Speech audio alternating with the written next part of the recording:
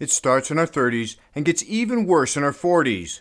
When we think of leg day, we think of building muscle, but skipping legs negatively affects more than just muscle mass. It affects bone density, joint health, and even our mobility and stability. Inactive people get hit the worst, losing between 3 to 8% of their muscle mass every 10 years after the age of 30. The best way to stop or reverse this trend is leg training. And I get it. Training legs is hard. I'm a runner, and I often used running as an excuse to get out of leg day. Over the last 2 years, I've gotten serious about my leg training, and especially over this last year, I've made noticeable progress. To get the most out of our leg training, we need to progressively work all the muscles of our leg, including quads, hamstrings, calves, and I put glutes in here too. Anytime you're trying to build muscle, nutrition plays a role. If you're leaner, you need to be in a slight calorie surplus. If you have a fair bit of weight to lose, you can be in a calorie deficit and still build muscle. Just don't make the cut too extreme. Eating enough protein is essential if we expect to see leg gains.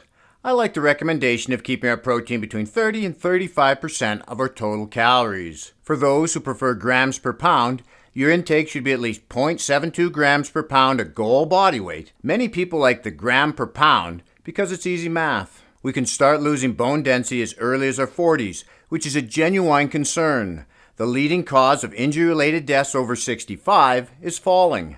Breaking a hip or a femur is serious, especially as we get older. 3 ways we can help prevent this is improving leg strength, bone density, and balance. Bone density can be improved through activities like running and jumping, but those are high-impact moves, and if we haven't built up enough muscle to protect our joints, we're setting ourselves up for injury. Resistance workouts are a great low-impact way to improve our bone density.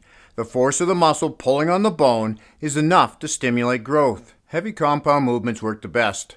One study found after 24 weeks using undulating periodization to vary resistance between 68 and 95% of their 1-rep max resulted in between 2.7 to 7.7% increase in bone mineral density. In this study, they used a wide variety of exercises that incorporated the whole body. For legs, they used squats, stiff-legged deadlifts, and seated calf raises. I've always preferred doing Romanian deadlifts over stiff-legged as it emphasizes the glutes and hamstrings with less stress on the low back. I would add in hamstring curls, so we're training them from both the hip and knee hinge. Unilateral leg training not only helps us build strength, but improve balance, starting with a basic split squat, gradually advancing the movement to a reverse lunge, and then moving on to the Bulgarian split squat. Each step of the way challenging and improving our balance. Leg training helps with knee pain by adding muscle around the joint, providing stability, and working as a shock absorber, reducing the impact on the knee. I looked at a review of 8 studies using older adults, including some with osteoarthritis, and it found strength training reduced pain by 35%. This doesn't have to be extremely high intensity to reap the benefit either. One study they reviewed intended on using 80% of the test subject's 1-rep max, but the participants found it too painful, so they reduced the intensity to 60% for 3 sets of 8 reps and compared this to another group that only used 10% of their maximum for 10 sets of 15 repetitions. Both groups reduced pain and improved function with no significant difference between them, so heavier isn't always better. One of insulin's jobs is to slow muscle breakdown. They did a study comparing muscle breakdown in the legs of a group of older people to that of younger ones, and found 2 things of note. 1, that insulin was less effective at reducing muscle breakdown in older adults, and that blood flow to the legs was substantially reduced. This led them to the hypothesis, because of this reduced blood flow, there wasn't a good enough supply of nutrients and hormones to prevent muscle wasting. Blood flow is super important for a good functioning body.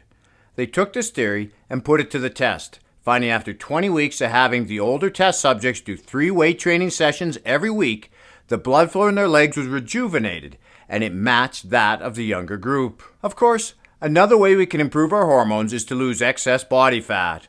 Watch this video next to find out how to lose not only your love handles, but your belly fat too, and keep working out while having fun. This is Lawrence from Fit and 50. We'll talk to you again in the next one.